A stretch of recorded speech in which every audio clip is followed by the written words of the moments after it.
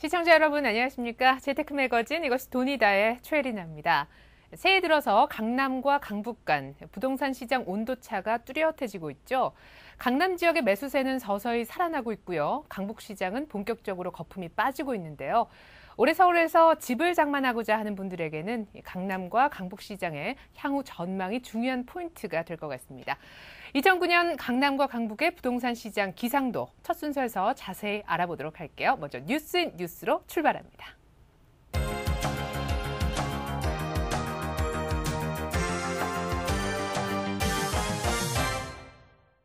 네, 서울경제신문 윤홍우 기자 자리하셨습니다. 안녕하십니까? 안녕하세요. 윤 기자, 지난해까지만 해도 강북 지역, 특히 재개발 지역의 집값이 거의 2배 가까이 폭등하지 않았습니까? 하지만 올해 들어서는 좀 달라진 모습 보이고 있다고 하는데 강남이 다시 뜬다고요? 예, 그렇습니다. 새해 들어서 서울, 강남, 서초, 송파 등 강남권 3개구와 노원, 도봉, 강북 등 강북 지역 간의 희비가 엇갈리고 있습니다.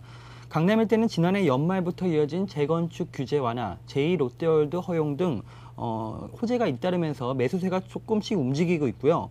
반면에 일부 강북 지역은 오히려 버블 붕괴 조짐을 보이고 있습니다. 일단 현장 분위기를 보면요. 최근 서울 강남권 일대 재건축 아파트를 중심으로 집주인들이 내놓는 호가가 일제히 올랐는데요. 특히 인근에서 제2롯데월드 신축을 앞둔 송파구 잠실 주공 5단지 유공 후 5천만 원에서 1억 원가량 상승했다고 합니다. 반면에 지난해 초 뉴타운 개발 호재 등으로 집값이 크게 올랐던 노원, 도봉, 강북 등 강북권 3구역에서는 최근 고점 대비 10%에서 30%까지 빠진 급매물들이 나오고 있다고 합니다. 네, 그 정부에 잇따른 규제 완화와 또 각종 호재가 강남 지역에 몰려 있어서 그렇다라는 얘기인데요. 아무리 그렇다고 해서 그 강북 지역의 집값이 이렇게까지 떨어질 필요는 없지 않나 하는 생각도 들거든요. 강북 지역 집값의 침체 어떤 이유에서입니까? 예, 강북 지역 주택시장이 올해 들어 크게 위축된 이유는 지난해 다른 지역이 경기 침체로 가격 조정을 받고 있을 때 오히려 큰 폭의 상승세를 기록했기 때문입니다. 국민은행 연구소에 따르면 지난해 강남, 서초, 송파 등 강남 3구는 송파가 5.8% 떨어지는 등 큰 하락세를 보였지만 강북 3구는 노원이 20.7% 올라가는 등 두 자릿수 이상의 상승세를 기록했습니다. 강남 아파트는 많게는 2년 가까이 가격 조정을 받았지만 강북 지역은 가격 하락이 시작된 지가 얼마 안 됐기 때문에 최근에 그 하락세가 본격적으로 눈으로 보이기 시작하는 것 같습니다. 네, 강북 지역의 집값이 최근 들어서 급격하게 오른 만큼 그동안 쌓였던 거품이 빠지는 과정이다. 이렇게 해석을 해볼 수가 있겠군요. 하지만 정부의 규제 완화 정책이 역시 강북 지역에도 호재로 작용을 할 텐데 그렇게 놓고 본다면 강북 지역 집값의 상승세도 어느 정도 예상을 해볼 수 있지 않을까 싶어요. 네, 물론 그렇게도 볼 수 있습니다. 하지만 강북 지역은 정부의 부동산 규제가 추가로 풀리더라도 서울 강남 아파트만큼 영향이 크지가 않습니다. 일단 종부세나 양도세, 재건축 규제 완화 등이 모두 강남 아파트에 해당되는 정책이라고 볼 수가 있고요. 게다가 강북 지역은 서민들이 주로 생활하는 중소형 아파트가 밀집돼 있다 보니 최근에 불어닥친 실물 경제 침체에 더 큰 타격을 받고 있습니다. 이로 인해 1, 2년 전 무리하게 집을 대출을 받아서 샀던 그런 투자자나 서민들이 최근 경기 침체로 대출 부담에 집을 내놓으면서 집값이 더 크게 하락할 수 있다는 전망도 나오고 있습니다. 네, 그러니까 정부의 규제 완화 정책이 강북에는 큰 영향을 못 미치는 것이고 또 경기 침체 여파는 상대적으로 강북에 크게 타격을 입힐 것이다라는 말씀. 그러니까 정리를 해보면 좋은 긍정적인 영향은 강남이 더 많이 가져가고 부정적인 영향은 강북 쪽이 더 크게 타격을 입는다라는 얘기인데요. 자, 그렇다면 강남 지역 한번 살펴보죠. 요즘 뉴스 틀면 다 이쪽 지역 얘기죠. 잠실 지역. 네. 요즘 강남 부동산 시장에서 가장 주목을 받고 있는 곳이 잠실인데요. 네. 가장 큰 호재라면 제2롯데월드 신축 허용을 들 수 있습니다. 국내 최고층 빌딩이죠. 잠실 일대에 들어서는 제2롯데월드 때문에 잠실 일부 아파트들은 호가가 수억 원씩 한꺼번에 뛰었다고 합니다. 실제 오른 가격에도 일부 거래가 이루어지면서 시장이 조금씩 살아날 움직임도 보이고 있다고 하는데요. 하지만 아직까지 매수세가 본격적으로 살아난 것이라고 보기는 어려운 것 같습니다. 일단 호가가 계속 오르자 매수자들이 다시 관망세로 돌아섰고요. 롯데월드 때문에 오히려 주거 환경이 더 악화될 수 있다는 의견도 나오고 있어서 과도한 가격 상승은 거품이라는 이야기도 있습니다. 강남시장이 예전같이 절망적인 시장 분위기는 아니지만 아직까지 바닥을 찍었느냐에 대해서는 대체적으로 회의적인 시각이 많은 것 같습니다. 네, 그러니까 일단은 좀 더 지켜봐야 되는 상황이로군요. 자, 이렇게 해서 강남 강북 지역의 주택시장의 흐름, 전망을 들어봤는데요. 정작 주택 수요자들이 가장 궁금해하는 것은 이러한 추세가 어떤 식으로 변화할 것인지, 또 이를 바탕으로 해서 어느 지역에 또 어느 시점에 내 집을 살 것인지 하는 부분인데요. 예, 부동산 전문가들은 일단 강북 집값은 추가 하락 가능성이 있고 강남 집값은 당분간 정중동의 모습을 보일 것이라는 의견을 내놓고 있습니다. 지난해 가격이 급등했던 노원, 도봉, 강북 등 강북 지역은 아직 하락폭이 강남보다 크지 않기 때문에 10% 정도 추가 하락 가능성이 있다는 것이 주된 의견이고요. 강남 지역의 경우 가격이 최근 각종 호재의 힘을 받아 더 이상은 떨어지지는 않겠지만 경기 침체로 크게 매수세가 살아나기는 힘들 것이라는 전망입니다. 때문에 서울 지역에서 집을 장만하려는 수요자들이라면 강북 지역의 경우 올해 하반기, 또 강남 지역의 경우는 지금이라도 한번 급매물을 중심으로 매입을 노려보는 것도 좋은 방법인 것 같습니다. 네, 강남, 강북 이렇게 나눠서 지역별로 적정한 매입 시기를 콕 짚어주셨는데요. 오늘 이 정보가 내 집 마련을 위한 실수요자들에게 유용한 길잡이가 됐으면 좋겠습니다. 네, 지금까지 서울경제신문 윤홍우 기자와 함께 얘기 나눠봤습니다. 윤 기자 말씀 잘 들었습니다. 감사합니다.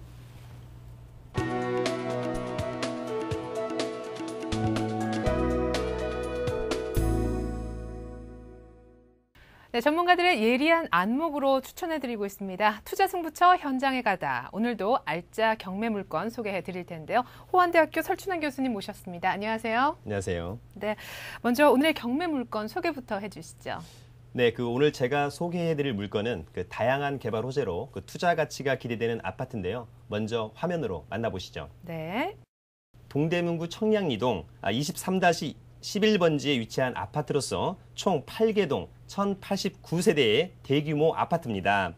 1978년 라이프 주택이 건설을 했고요. 오늘 경매에 나온 2동 705호는 대지 면적 44제곱미터, 건물 면적은 101제곱미터의 중형 아파트입니다. 최초 감정가는 5억 원이고요. 두 번 유찰되어서 현재 최저 매각 가격은 3억 2천만 원입니다. 네, 청량리에 위치한 미주 아파트. 5억 원의 아파트가 3억 2천만 원에 나왔다. 일단 가격적인 메리트가 상당히 있는 것 같은데요. 근데 주소가요, 교수님, 청량리예요. 네. 저는 사실 청량리에 이 아파트가 있다 그래서 듣고 깜짝 놀랐거든요. 생활 환경이 좀 괜찮을까요? 걱정도 좀 되는데. 네, 사실 그동안의 청량리의 이미지를 생각하신다면 실거주 목적으로 청량리에 아파트를 산다는 게 상당히 꺼려질 수 있을 것으로 보입니다. 네. 청량리의 가장 큰 문제는 주변에 집장촌이 있다는 사실일 텐데요. 하지만 청량리의 집장촌이 이미 철거가 시작되었고요. 앞으로는 미아 뉴타운처럼 완전 철거가 이루어질 전망입니다.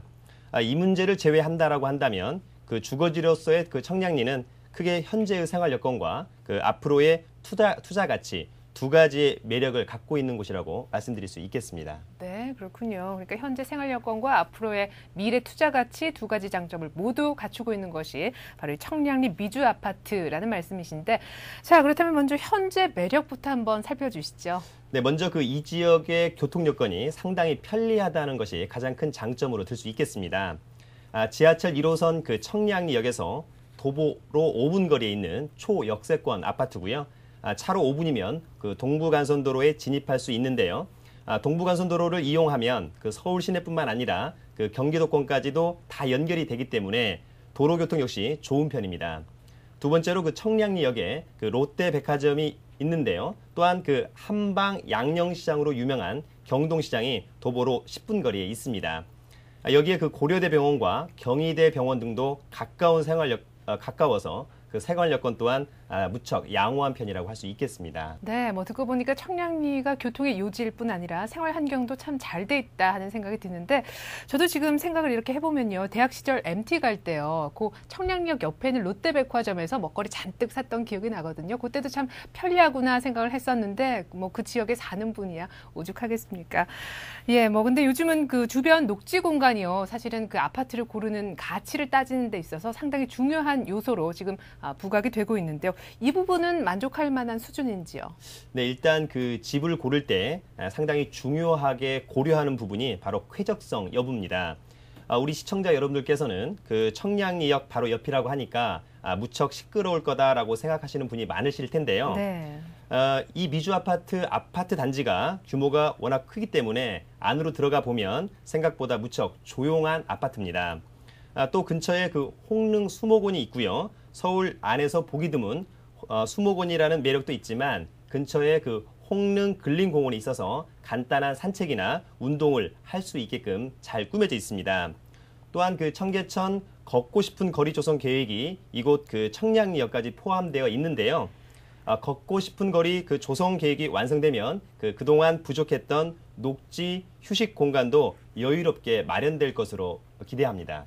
네, 그렇군요. 사실 처음에 교수님께서 청량리에 있는 아파트다 이렇게 소개를 해주셨을 때는 청량리의 아파트? 과연 쾌적한 생활을 할 수가 있을까라고 강한 의구심이 들었었는데 말씀 쭉 들어보니까요. 공원도 있고 또 수목원도 있고 청계천 걷고 싶은 거리 프로젝트 안에도 포함이 될 것이라고 하니까 앞으로는 그 환경이 더 좋아지리라 이런 생각이 듭니다.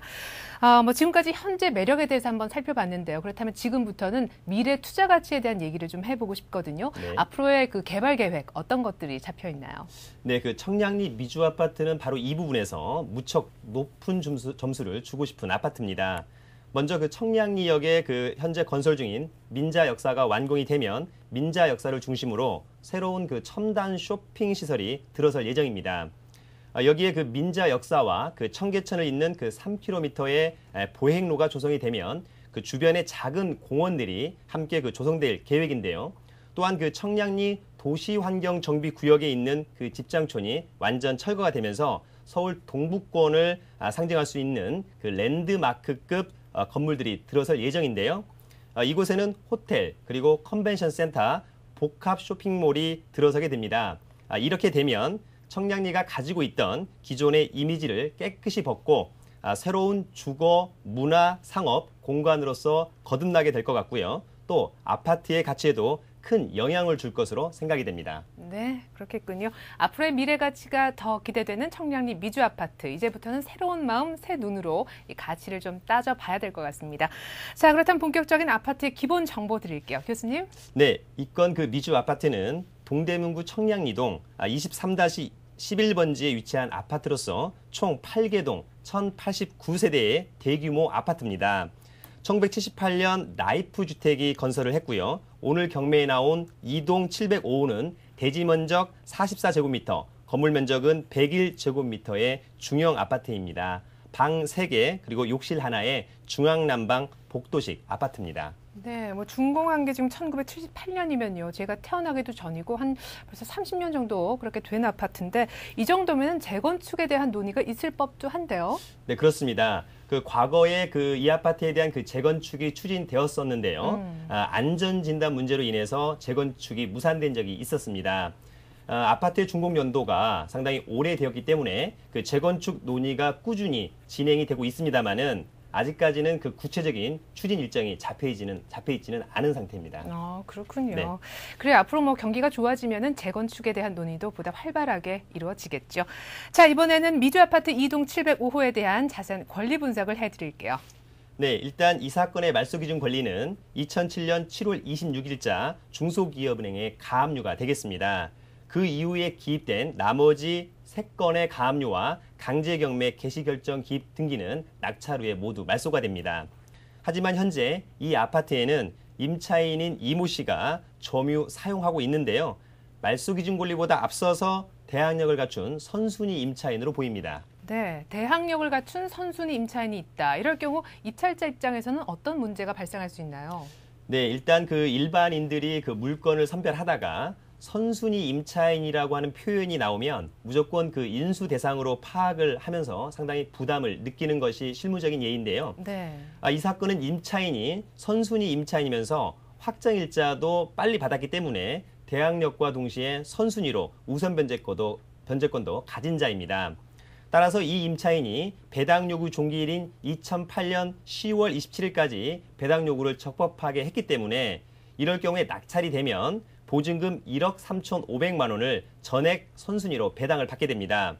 따라서 그 임차인이 전액 배당을 받아서 나가기 때문에 낙찰자 입장에서는 그 선순위 임차인에 대한 부분을 전혀 고려하지 않아도 될 것으로 보이고요. 더불어서 이러한 물건은 입찰자 입장에서 가장 선호하는 물건입니다. 왜냐하면 네. 차후에 그 임차인이 모두 배당을 받고 나가기 때문에 명도에 대한 부담이 거의 없는 장점이 있기 때문입니다. 그러니까 뭐 선순위 임차인이 있다고 해서 무조건 부담을 느낄 필요까지는 없다라는 말씀해 주셨습니다. 자, 그렇다면 이 물건의 구체적인 배당 내역도 한번 좀 살펴주시죠. 네, 일단 그 최저 매각가인 그 3억 2천만 원에 낙찰이 되었을 경우를 감안하면 네. 먼저 그 경매 신청 채권자의 경매 신청 비용 약 300여만 원이 영순위로 먼저 배당을 받을 것으로 보이고요. 이후에 그 선순위 임차인인 이모 씨가 전세보증금 1억 3,500만 원 전액을 배당받을 것으로 보입니다. 이어서 그 등기된 가압류권자들은 날짜와 상관없이 채권 금액과 비례해서 안분 배당을 받게 되는데요.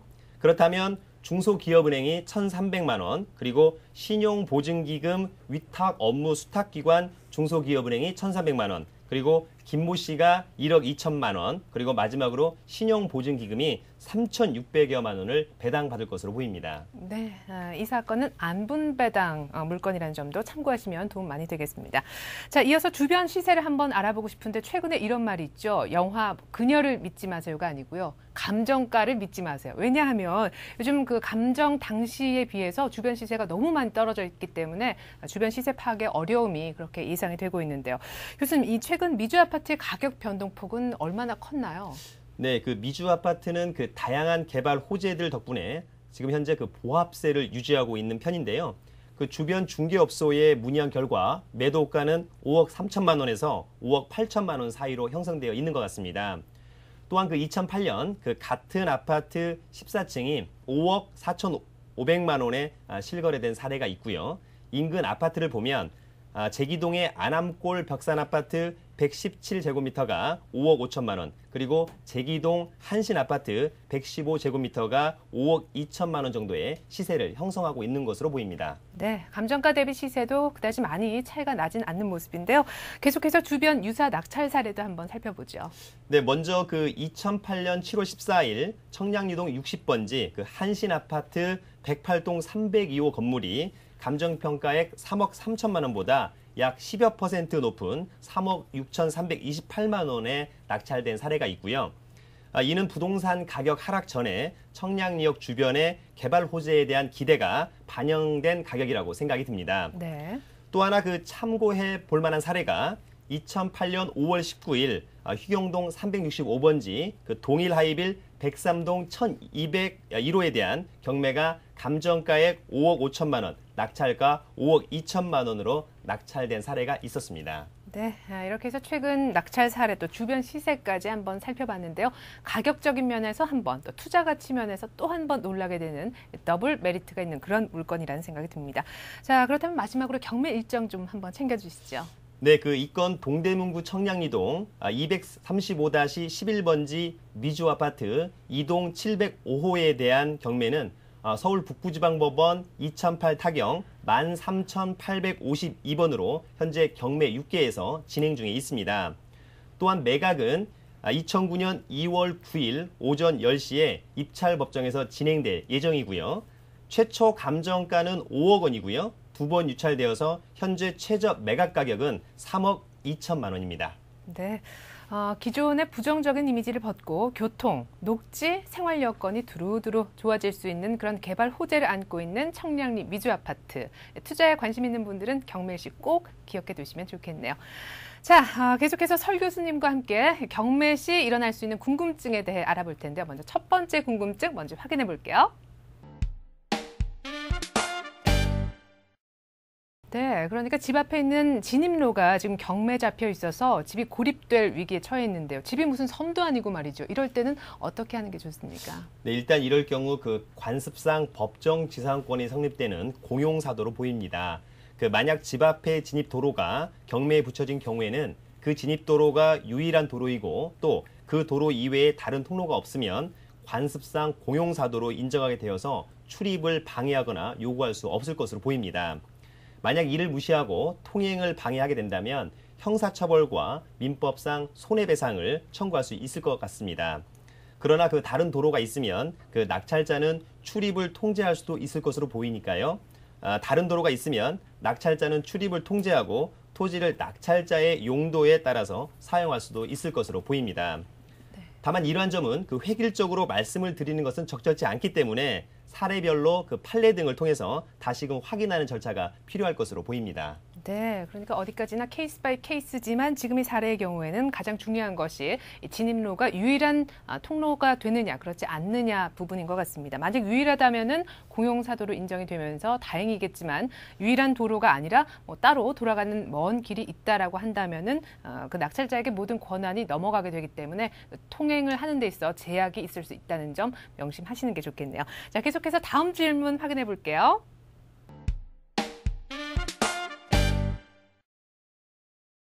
네, 이 사례를 좀 더 구체적으로 한번 살펴보면요. 낙찰을 받고자 하는 아파트에 유치권 신고가 돼 있었어요. 그 당시에는 경비업체 정도가 점유를 하고 있었는데 나중에 보니까 이 낙찰일 5일 전에 건설업체 한 여직원이 점유를 하면서 유치권을 주장하고 나선 것입니다. 이럴 때 이제 어떻게 했으면 좋겠냐 하는 부분인데 먼저 유치권의 개념부터 한번 정리를 해보죠, 교수님. 네, 그 유치권이라고 하는 것은 경매 목적물인 그 부동산에 관하여 생긴 채권, 즉 공사대금과 그 임차인의 필요비 내지는 유익비가 대표적인데요. 그러한 공사대금을 가지면서 현재 그 경매 목적물을 적법하게 점유하고 있다라고 한다면 그러한 공사대금을 수령하기 전에는 그 목적물을 유치할 수 있는 권리가 바로 유치권이 되겠습니다. 경매 입찰자 입장에서 이러한 유치권이 있다라고 한다면 차후에 그 낙찰을 받고도 그 유치권 금액을 추가로 부담해야 하는 부담이 있다는 것을 꼭 알아두시기 바랍니다. 네, 그러니까 유치권이라는 건 내가 받을 공사 대금이 있는데 아직 돈을 못 받았을 경우에 그 건물을 점유하고 소위 말해서 버티기를 할 수 있는 그런 권리를 말씀하시는 거군요. 네. 그렇습니다. 그러면은 이 경우 이 낙찰일 5일 전에 건설업체 여직원이 유치권을 주장하는 것 이것이 성립이 되는지 이 부분도 한번 짚어주시죠. 네, 그 시청자 여러분들께서 가장 궁금해하는 부분 중에 하나가 되겠는데요. 네. 일단 그 유치권이 성립이 되려고 한다면 그 시공한 업체가 공사비를 받지 못하고 이 공사비를 받기 위해서 공사한 건물을 건축주에게 인도하여 주지 않은 상태, 즉 적법한 점유를 하고 있어야 합니다. 다만 그 중도에 건물을 건축주에게 인도를 해서 점유를 상실하게 되면 유치권은 소멸했다가 다시금 점유를 하게 되면 유치권을 주장할 수가 있는 것입니다. 다만 그러한 점유가 최소한 경매 개시 결정 기입 등기 전에는 이루어져야 한다라고 하는 점을 꼭 유념을 하시고요. 이 사건과 같이 입찰일 5일 전에야 점유를 하게 되었다라고 한다면 이는 불법 점유로서 낙찰자에게 정당한 유치권을 주장할 수가 없을 것으로 보입니다. 네, 그러니까 좀 정리를 해보면은 공사비를 받지 못한 시공사가 이 건물을 완공한 건물을 건축주에게 넘겨주기 전에 일단 점유를 해야 유치권이 성립이 되는 것이고 이러한 점유를 할지라도 방금 말씀하신 것처럼 최소 경매 개시 결정 기입 등기 이전에 이루어져야 이게 효력이 생길 수 있다라는 말씀이셨습니다. 자, 그렇다면 낙찰자 입장에서요, 이 경매 임하기 전에 요 유치권에 대한 부분을 좀 확인할 수 있는 길은 없을까요? 네, 그 유치권을 확인하기 위해서는 그 반드시 현장을 방문하셔서 현장을 정확히 조사를 하여야 합니다. 이미 유치권자가 그 법원에 유치권 권리 신고를 한 경우도 있고요. 그렇지 않은 경우에 경매 목적물에 그 프랜카드 등을 통해서 유치권을 주장하고 있다는 것을 확인할 수도 있고요. 또한 직접 점유자를 만나서 유치권 전제 여부 등을 확인할 수도 있겠습니다. 유치권이 어렵다라고 하는 것은 입찰자 입장에서 그 등기부등본을 보듯이 정확히 파악하기가 곤란하다라고 하는 점이 있습니다. 실무적으로도 거짓으로 그 유치권을 신고하는 경우도 많다라고 하는 점을 우리 입찰자들은 꼭 유념을 하셔야 될 것 같습니다. 네, 오늘 이렇게 해서 유치권에 대해서는 확실한 개념 정리가 된 것 같습니다. 자, 계속해서 경매 이것이 궁금하다 그 세 번째 궁금증 확인할게요.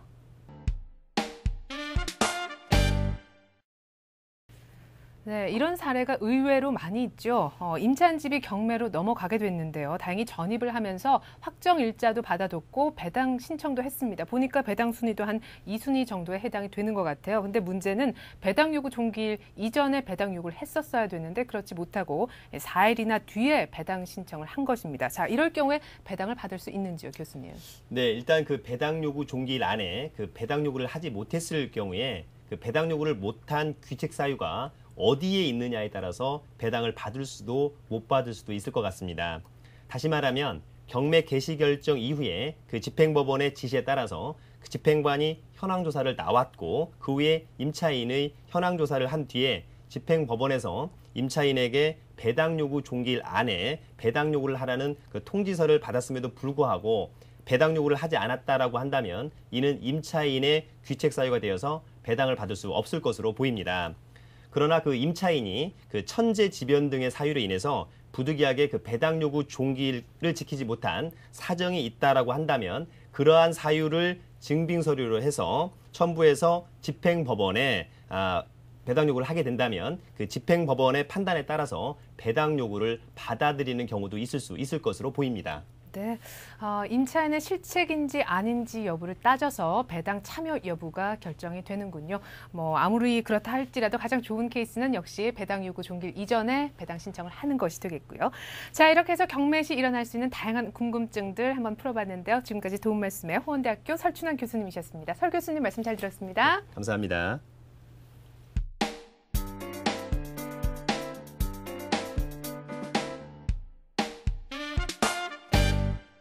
네, 부동산 Q&A 시간이죠. 오늘은 부동산 시장에 최근 뜨거운 감자로 부상하고 있는 경인운하 사업에 대해 얘기를 나눠보고자 하는데요. 요즘 너무나 많은 분들이 궁금해하십니다. 경인운하 사업이 전 부동산 시장에 미칠 영향 그리고 그 수혜 지역들에 대해 자세히 알아보도록 할게요. 도움 말씀 주시기 위해 전 명지대학교 부동산대학원의 박준호 교수님 자리해 주셨습니다. 교수님 안녕하세요. 예, 안녕하십니까. 네, 요즘 경인운하 사업 많은 분들이 경기 부양뿐만이 아니라 부동산 시장을 좀 살려주는 활력소로 이렇게 기대를 하고 계시는데요. 경인 지역의 최대 호재 아니겠습니까? 그렇죠. 경인운하 사업에 대해서 간단히 설명 좀 부탁드릴게요. 그 내용을 설명하기 전에 우선 여러분들이 한번 보셔야 되는 부분들은 어떻게 되냐. 최근에 유동성 그런데 유동성이라는 건 결국은 시중에 자금이 없다는 얘기입니다. 전 세계가 결국은 시장에 돈이 없다는 얘기죠. 그러다 보니까 우리나라에서도 결국은 정부에서도 재정 적자를 감수하고라도 돈을 풀겠다 이런 얘기죠. 그 제일 좋은 것이 SOC 산업에다 푸는데 4대강 유역 개발 사업이라고 볼 수가 있겠습니다. 근데 이 4대강 유역 개발 사업 중에 아무래도 수도권 부동산이 최고의 그 가치가 있다가 보니까는 바로 4대강 유역이라는 것은 한강, 그다음에 영산강, 낙동강, 금강 이 4개 강의 개발 사업인데 지금 얘기한 한강 유역의 개발 사업 중에서 가장 이슈로 떠오르는 것이 경인 대운하 사업이라고 볼 수가 있겠습니다. 그러니까 이 경인 대운하 사업은 자 이쪽에 가다 보면 여러분들 영종도에 공항 가시다가 보면 영종대교가 있습니다. 여기서부터 시작을 해서 김포대교 보통 얘기하는 고천 지역까지인데 약 18km를 지금 그 길이를 차지하고 있고 이 폭이 원래 100m였습니다. 100m를 80m로 20m를 줄이는 대신에 지금 얘기하는 수심은 6.3m로 가면서 이거에 대한 개발 사업을 나가는데 여기에는 약 2조 2,500억인데 이번 3월 달에 지금 경인 대운하에 대한 사업의 테이프 카팅을 하겠다라고 합니다. 그래서 이거의 완료 연도는 내년 후년도인 2011년 말까지 대운하 사업을 통해서 지금 얘기하는 그 경기 부양에 대한 일환으로서 수도권에다가 이 돈을 갖다 풀어보겠다라고 우리는 정부의 야심찬 정책이라고 볼 수 있습니다. 그런데 이것은 여러분이 이렇게 보셔야 돼요. 단 한 가지 운하로 뚫는 것이 아니고 최근에 여러분들 서울시에서 추진하고 있는 그 한강 르네상스라고 우리는 용산이 기점인데 바로 용산서부터 출발을 한 것이 지금 여객선을 타고 영종대교 앞쪽을 거쳐서 중국까지 운항을 할 수 있다. 라우리는 그러한 내용으로 보셔야 됩니다. 그러다 보니까는 이 주변 지역이 수도권에서 이슈로 뜨겁게 지금 떠오르고 있는 지역이라고 볼 수 있겠습니다. 네, 경인운하가 한강 르네상스 프로젝트와 이제 연계가 되니까 인천은 국제관문으로 서울은 수상 관광도시로서의 면모를 갖추게 되지 않을까 기대를 해보겠습니다.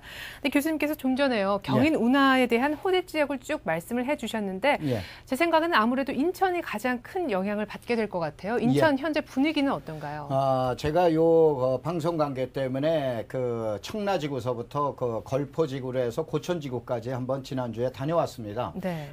그런데 현재의 여러분들이 보시는 인천 서구라고 우리는 측면은 여러분들이 어떻게 생각을 하셔야 되면 청라지구에 지금 얘기한 관문이라고 보셔야 됩니다. 그래서 청라지구, 서구에 보면 경서지구라든가 불로지구라든가 당하지구라든가 거만 지구라든가 여러 지구가 있는데 서구의 평균 평방미터당 그 현재 매매 가격을 보면은 작년도에 11월 말까지의 봐보면은 평행 곡선을 지금 그리고 있습니다. 서울에서는 이것이 하향 곡선을 그리고 있는데 특별히 뭐냐, 가장 적은 것은 전세 가격을 봤을 때 전세 가격은 오히려 올라가는 추세를 보이고 있습니다. 이러한 상황이 미분양 시장에 직접적인 영향을 주고 있지는 아니하지만은 간접적인 영향을 주고 있는데 현재 그 분양하고 있는 사무실을 그 분양사무소를 몇 군데를 현재 답사를 해봤더니 그쪽 지역에서 대부분 하는 얘기가 12월 달보다도 커다란 영향은 현재는 받고 있지를 아니하지만 그러나 내방 객수라든가 현재의 계약되는 건수를 봐보면 서서히 상승하는 그러한 국면을 나타나고 있다라고 이렇게 얘기를 하고 있습니다. 이것을 내용을 종합해 보면은 현재 그 한강 르네상스와 관련돼 있는 경인 대운하 사업에 의해서 현재 현격하게 시장에는 인입되고 있지 아니하지만 간접적인 효과로 해서 점차 이 효과가 늘어난다고 시청자 여러분들이 이해해 주시면 가장 빠를 것 같습니다. 네, 뭐 그러니까 경인 운하의 효과가 벌써부터 나타난다 그렇죠. 하는 말씀이신데요. 그 중에서도 주로 그 인천의 서북권역이 주목을 받고 있지 않습니까? 예, 맞습니다. 현재 시청자 여러분들이 이렇게 생각을 하셔야 됩니다. 현재 그 부동산에서 보면은 이게 터널로 생각을 하세요. 터널로 생각을 하시는데 지난번 시간에 제가 얘기를 해드렸죠. 강남 상구라 우리는 소위 말해서 용에서 콧등이다라 우리는 부분은 터널에 지금 얘기하는 끝부분을 이제 나와 있다고 보시고 그 다음에 인천에 이제 보편적으로 얘기하는 서쪽 권역이죠. 이쪽은 이제 중간 지점은 지났다고 여러분들이 시청자 여러분들이 이해해 주시면 제일 이제 좋게 되는데 현재 이 터널을 중간 지점을 지난 부분에서 봐보면은 우선은 제일 먼저 이해하기 쉽게 그 인천 서부권역이다라고 그러는 건 바로 뭐냐? 송도와 청라와 영종지구가 있는데 청라지구가 바로 인천의 서부권역의 중심지라고 보셔야 돼요. 현재 송도지구에서는 분양이 절반이 넘어갔고 그 다음에 이제 청라지구는 이제 작년도서부터 막 분양을 시작하고 있는 거고 그 다음에 영종지구는 지금 분양을 준비 중입니다. 근데 한창 시작을 하는 청라지구서부터 경기와 맞물려서 하강 국면으로 가고 있습니다. 이런 하강 국면으로 가고 있다가 보니까 문제가 어떤 문제가 발생하느냐. 청라지구에서는 두 가지로 보셔야 됩니다. 보편적으로 자, 공공택지에서 보는 민간건설회사가 경쟁 입찰을 해서 토지를 매입한 땅이 있습니다. 또 아니면은 공공택지에서 지금 얘기한 대로 그대로 분양을 받아서 건설회사가 지금 얘기한 건축하는 행위가 있는데 작년도에 보통 3.3평방미터당 약 1,200에서 1,300만 원에 분양한 것은 공공택지를 지금 얘기한 경쟁 입찰에서 비싸게 땅을 사다가 보니까 지금 얘기한 1,200 내지 1,300만 원을 지금 그 분양을 했는데 이 부분들이 미분양으로 돼 있습니다. 그 다음에 최근에는 일반 택지에서 지금 얘기한 건설회사가 가서 건축 행위만 해서 분양을 하는 것은 약 900만 원대에 지금 나와 있는데 이것도 지금 현재 미분양입니다. 이거에 대한 직접적인 영향이 그 인근에 봐보면은 파주라고 우리는 지역에서 봐보면은 파주 지역에서는 수도권 북부에 대한 거점 물류센터로 결국은 정부에서 지정을 했습니다. 그 다음에 여러분 잘 아시는 LG 필립스라고 우리는 세계 최대 규모의 LCD 공장이 있죠. 이것이 기억자가 거꾸로 돼 있다고 보시면 됩니다. 파주에서 출발해서 지금 얘기한 인천의 청라지구를 해서 그 다음에 그 밑으로 가면 시흥이 있고 안산이 있고 그 다음에 평택이 있습니다. 이것이 이제 기억자가 거꾸로 된 이것이 공업벨트로 정부에서 중점적으로 추진하는 그 결과에서 제일 중앙의 그 부분에 관련돼 있는 부분이 바로 인천의 청라지구입니다. 그래서 청라지구는 현재까지는 무궁무진한 앞으로 계속적으로 나와 있을 여러 가지 호재가 많은 지역이라고 시청자 여러분들이 이해하시면 가장 쉽게 그 빠른 이해가 되실 것 같습니다. 네, 뭐 인천 내에서도 서북권 지역 역시 이 지역이 경제자유구역에 속할 뿐만이 아니라 경인 운하의 영향, 게다가 수도권과의 연계성도 상당히 있기 때문에 우리 경기가 회복을 하게 되면 아무래도 더 큰 주목을 받게 되지 않을까 싶습니다. 근데 교수님은 서북권 중에서도 특별히 지금도 많이 말씀을 해주셨지만 청라지구를 좀 알짜 투자처로 보시는 것 같아요. 예. 맞습니다. 이제 우선은 제일 먼저 승부처를 왜 제가 청라지구를 그 주요 포인트로 잡고 있냐라 그러면 경인 대우나 추진을 한 것뿐만 아니고 바로 그 지역에는 보통 우리가 워터프론트 사업이라고 그러는데 이 인천 북한 개발을 정부에서 중점적으로 추진을 하게 됩니다. 이것은 바로 뭐냐면은 우리나라 이제 주요한 무역항이 그동안에 인천항에서 이제 북항 쪽으로 축이 옮겨집니다. 그 다음에 밑으로 내려가면은 이제 평택항이 있고, 그 다음에 이제 삼안금항이 있고, 광양항이 있고, 그 다음에 부산항이 있습니다. 근데 바로 인천에서의 중요한 교역항은 북항으로 옮겨지는데 이 북항이 바로 청라지구하고 같이 붙어 있습니다. 이렇게 되다가 보니까는 지금 얘기한 청라지구가 가장 또 중요한 호재가 나와 있고, 그 다음에 세 번째는 또 이 영종지구가 우리가 이제 보편적으로 평으로 아직 계산한다면 1,500만 평입니다. 이 1,500만 평이 지금 얘기하는 분양을 현재는 준비하고 있습니다. 그런데 여러분들이 한번 이제 제가 이제 좀 세부적으로 잠깐 말씀드리면은 이렇게 보셔야 됩니다. 보통 우리가 얘기하는 송도지구라고 그러는 거는 기업형 도시가 들어간다라고 하는 엔터테인먼트라고 비즈니스 센터라고 이렇게 보시면 됩니다. 그 다음에 청라지구는 보편적으로 위락이다라고 그러는 엔터테인먼트가 데려온 거고, 그 다음에 영종지구라고 그러는 것은 배후에 대한 영종도 공항을 기점으로 한 배후 물류에 대한 기능을 갖다가 부여하고 있습니다. 근데 그 중에서 가장 좋은 것이 이 바로 청라지구라고 그러는 것은 주변에 검단 신도시와 또 그 다음에 그 주변에 있는 파주에 있는 LG 필립스라든가 또 아니면은 북한 개발이라든가 이 호재가 바로 청라지구 주변에 몰려 있기 때문에 제가 청라지구를 승부처로 보고 있는 것입니다. 네, 그런 이유가 있었군요. 그러니까 청라지구는 세 가지, 경인우나 또 워터프론트 사업, 그리고 영종지구의 영향을 받아서 이런 영향을 고려해 볼 때 충분히 투자 가치가 있다라고 보시는 것 같은데요. 네. 그렇다면 그 외 다른 지역들의 투자 가치는 어떻게 보고 계신지요?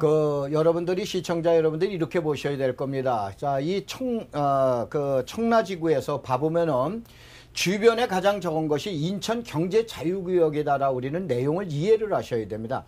인천 경제 자유구역이다라고 우리는 지역에서 특별히 이번에 영종지구에서 외국인에게 분양을 했었던 아파트가 있습니다. 이 분양했던 아파트가 포스코의 더샵인데 이 더샵의 경우에는 외국인들이 분양을 받았다가 지금 분양을 청약하지 아니한 미분양 물건이 나왔는데 지난 그 1월 15일 날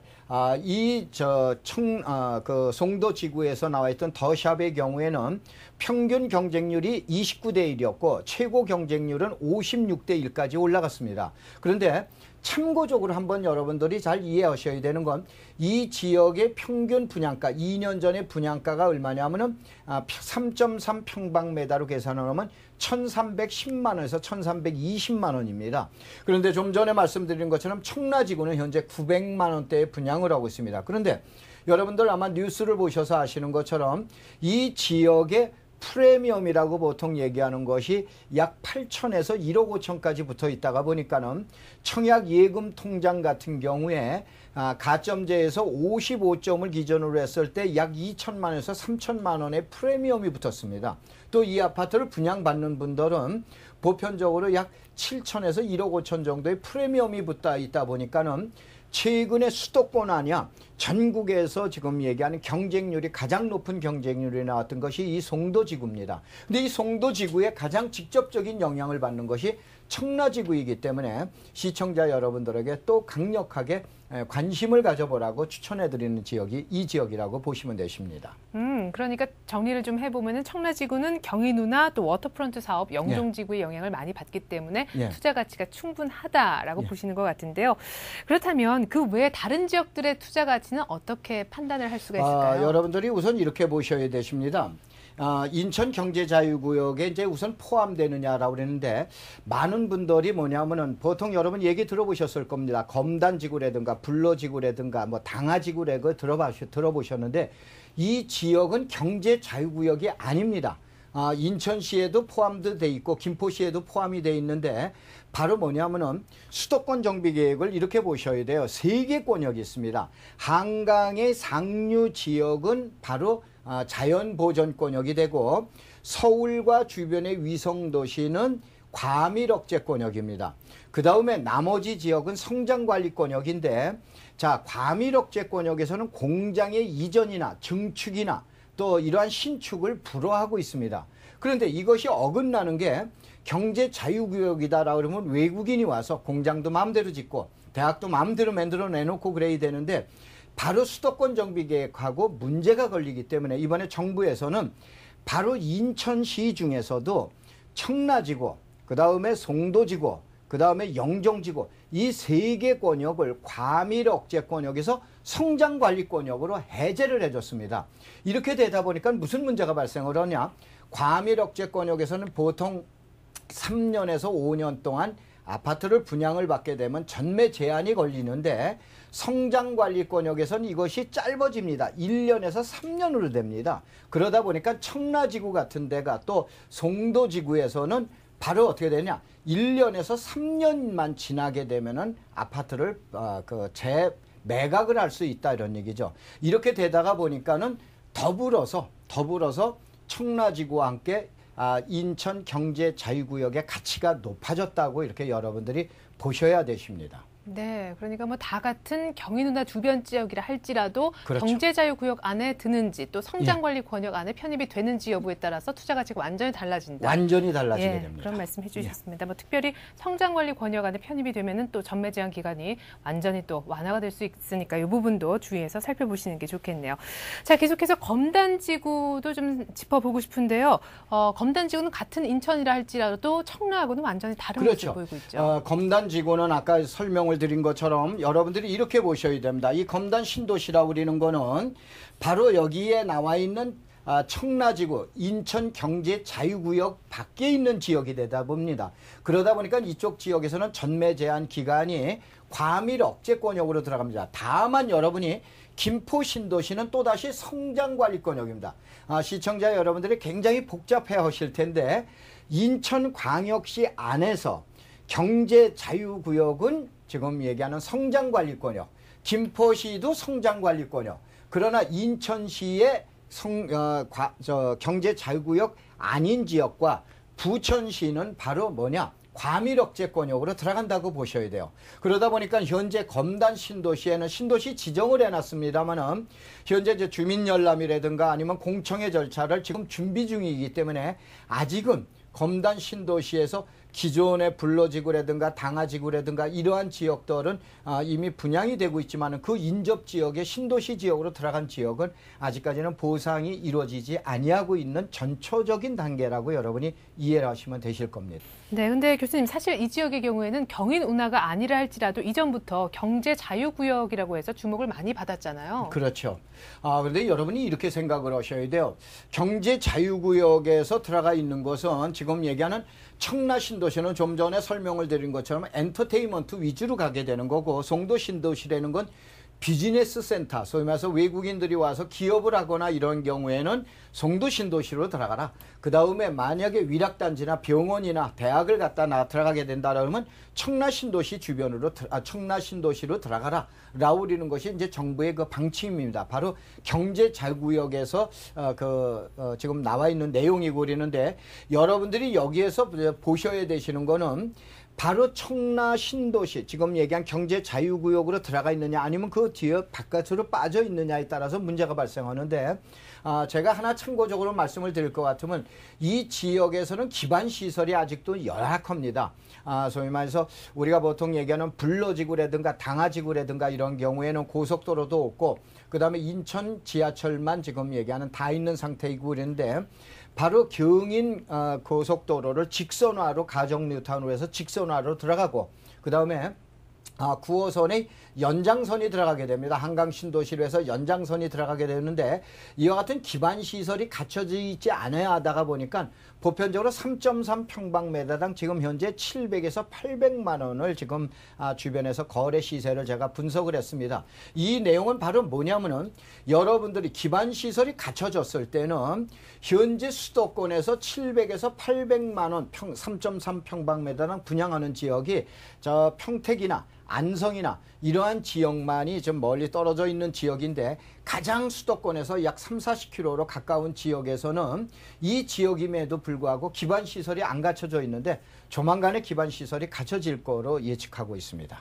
네, 그렇군요. 끝으로 질문 하나만 더 드리겠습니다. 인천 서부권 일대가 올 한 해 부동산 시장에 미칠 영향은 어떻게 보시는지 간략하게요. 여러분들이 이렇게 생각을 하셔야 됩니다. 이제 결국은 도시의 기능이라는 건 이제 쾌적성이라든가 환경이라든가 또 유용성을 갖춰야 되는데 이러한 모든 것이 그동안에는 인천은 집값도 안 올라가고 또 서부 쪽은 또 집값도 안 올라갔다라고 그러면 많은 사람들이 이제 그거에 대한 인식을 갖고 있는데 보통 우리가 자족도시라고 그러죠. 이 자족도시와 베드타운이 있습니다. 그래서 이제 특정한 지역을 얘기하긴 뭐하지만은 인천이라고 우리는 서구 쪽에서 경제 자유구역인 건 바로 베드타운이 아니고 자족도시입니다. 그동안의 인천은 지금 얘기한 베드타운 기능에서 자족도시에 대한 기능으로 바뀌기 때문에 꾸준한 가격의 상승을 이어왔었던 것이 바로 그 인천 쪽입니다. 그래서 시청자 여러분들은 이와 같은 자족도시에 대한 기능이 가장 완벽하게 수도권에서 갖춰질 지역이 바로 평택 황해경제자유구역하고 인천경제자유구역인데 바로 이 서쪽 지역에서 그동안에 낙후돼 있었고 그동안에 기반시설이 열악했었고 그 다음에 가치가 저평가돼 있었던 이러한 서쪽 지역에 관심을 많이 가지라라고 하는 뜻에서 제가 강력하게 추천을 여러분에게 해드렸습니다. 네, 부동산 시장의 영순위 투자처로 현재 꼽히고 있죠. 경인운하 사업의 최대 수혜 지역이라 할 수 있는 인천 서부권 일대에 대해서 오늘 한번 살펴봤는데요. 요즘 여기를 두고 제2의 강남이다 이런 얘기까지 나오고 있습니다. 부디 올 한 해 부동산 재테크의 숨통을 좀 틔워주길 기대해 보겠습니다. 지금까지 도움 말씀에 전 명지대학교 부동산대학원의 박준호 교수님이셨습니다. 교수님 말씀 잘 들었습니다. 감사합니다. 2009년 기축년 소해해를 맞아 소의 의미를 다시금 되새겨 보게 되는데요. 우보천리라는 말이 있죠. 소의 걸음이 천리를 간다 하는 것인데 올 한 해 부동산 재테크도 우직한 소처럼 원칙과 방향성을 갖고 한 걸음씩 나아간다면 원하는 목표 다 이루실 수 있을 겁니다. 소는 또 풍요로움의 상징이잖아요. 모든 분들이 보다 풍성한 한 해 보내시길 기원하면서 재테크 매거진 이것이 돈이다. 오늘은 여기서 인사드리겠습니다. 함께해 주신 여러분 고맙습니다.